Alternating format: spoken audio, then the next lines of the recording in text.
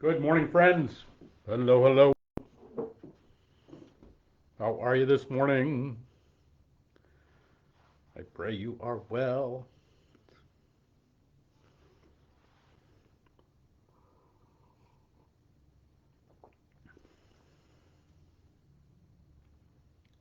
Hello, hello.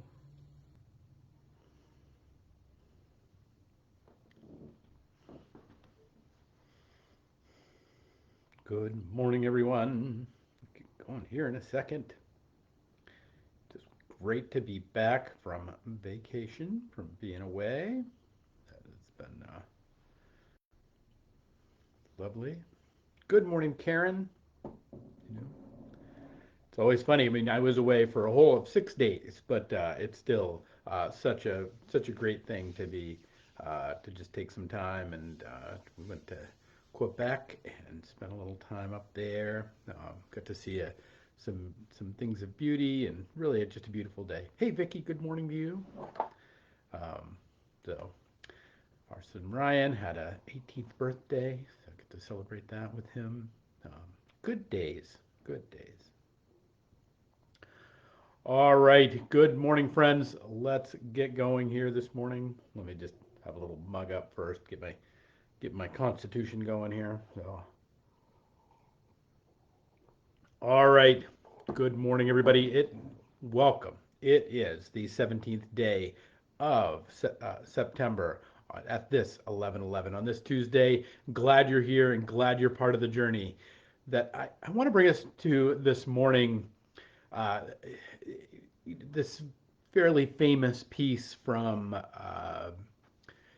the Apostle Paul. It's from the 8th chapter of the book of Romans, and it has some pretty quotable pieces to it. But I want to invite you to hear it this morning from the perspective of through this different translation, through the Message translation, because I always like to listen to this every once in a while, because if it's something you've heard before, it helps you hear it in a new way. But or if it's something that's new to you, it I think it helps our ability to enter into what Paul is saying to us. So this is again from the 8th chapter of Paul's letter to the church in Rome. Meanwhile, the moment we get tired in waiting, God's Spirit is right alongside, helping us along. If we don't know how or what to pray, it doesn't matter. He does our praying in and for us, making prayer out of the wordless sighs and our aching groans.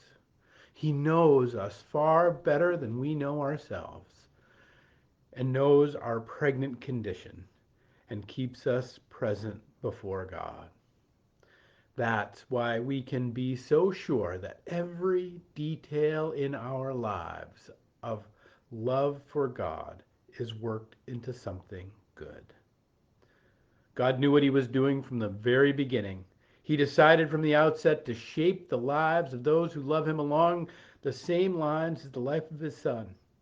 The son stands first in the line of humanity he restored. We see the original and intended shape of our lives there in him. And after God made that decision of what his children should be like, he followed it up by calling people by name. And after he called them by name, he set them on a solid basis with himself. And then, after getting them established, he stayed with them to the end, gloriously completing what he had begun. This is, I think, just such a beautiful few lines of invitation, of of God's presence in our life, of kind of becoming aware of God's presence in our life, that God is present in every detail of our lives. And that as we look towards him and as we trust in that, as we trust in that detail, that we, just in the same way Christ, is gloriously completed in what he's begun in us. That there's this work in us that's happening. There is this soothing of our anxiety that is at work. There is a bringing of joy to our despair that is at work. There is a usefulness to the work of our hands that is at work. There is a wisdom that is being built in us that is at work. There is a strength that is being encouraged and is being built, a character upon which others can rely that is being formed in the work that God is doing in us. There is a beauty that is coming to pass, a gorgeous painting, if you will, a portrait being painted again and again and again with every hour and every brushstroke and every willingness of ourselves to turn our hearts towards God, that this glorious work is being completed in us in every detail. In 1926, there was an aspiring young medical student who had an impressive career ahead of her. She was very good at the craft, and she had a great call for it. She really believed that she wanted to make the world a better place and to heal those who were in the midst. She'd already had a rocky beginning to her life. She had polio when she was young, and she walked with a limp, and she had a deep and great heart wanting to heal the world around her and those who also had been afflicted or had been who had been hurting, and had this deep drive and desire in her heart. And on this day in 1926, she was hit by a bus and nearly killed. She was so kind of mangled up in the being struck by the bus that she would have to go on as a part of her recovery to have 30 operations.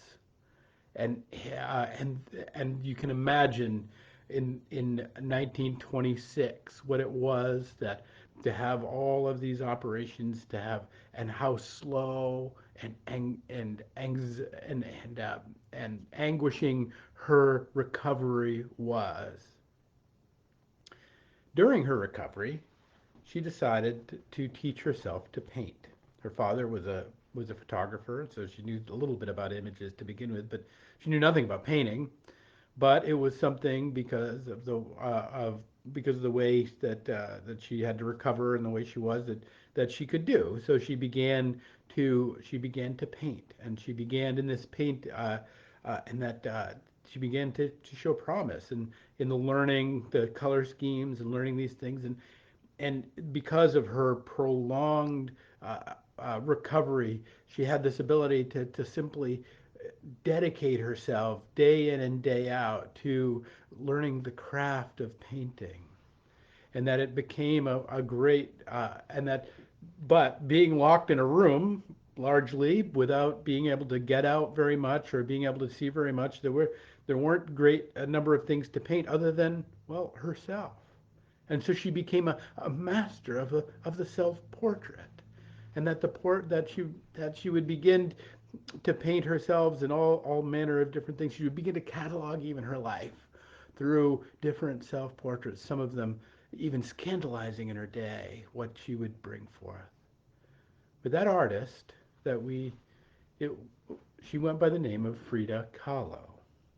And we have Frida Kahlo's work in this world. We have her torrid and crazy and inspiring love affair with Diego Rivera, which created all kinds of other great work and art, and all of the dedication that they had and the fight that they had and all the craziness that went with it, that their life together that brought forth even more beauty and art to the world.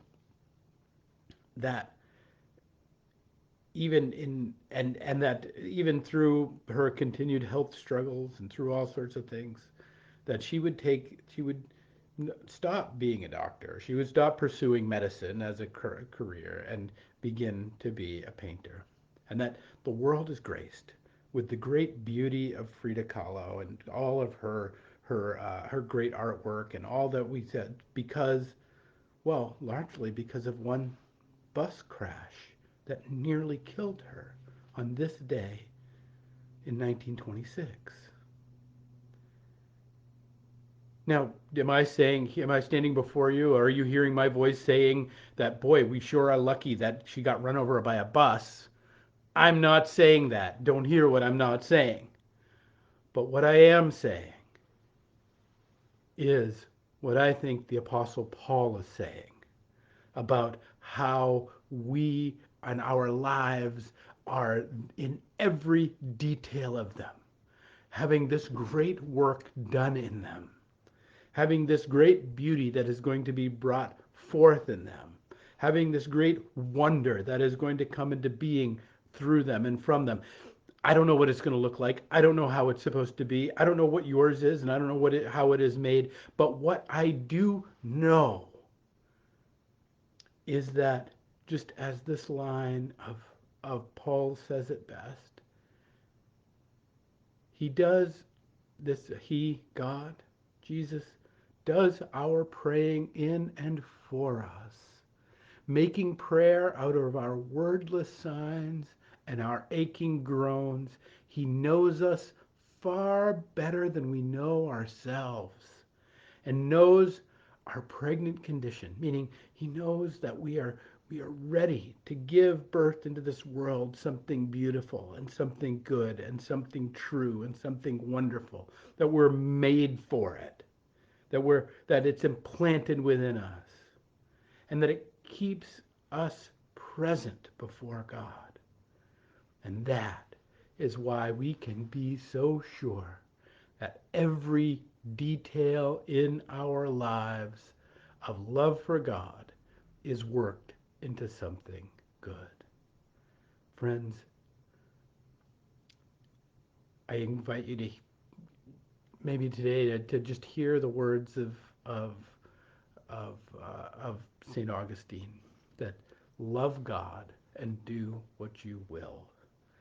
That to love that as we give our love to God and we seek to do his will, that in all of it, every detail, in the bus crashes and in the broken hearts and in the struggles and in the difficulties of our days, in the joys and the wonders, in all of them, a great work is being done.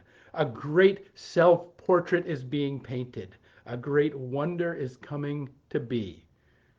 And that, as Paul says, and then, after getting them established, he stayed with them to the end, gloriously completing what he had begun.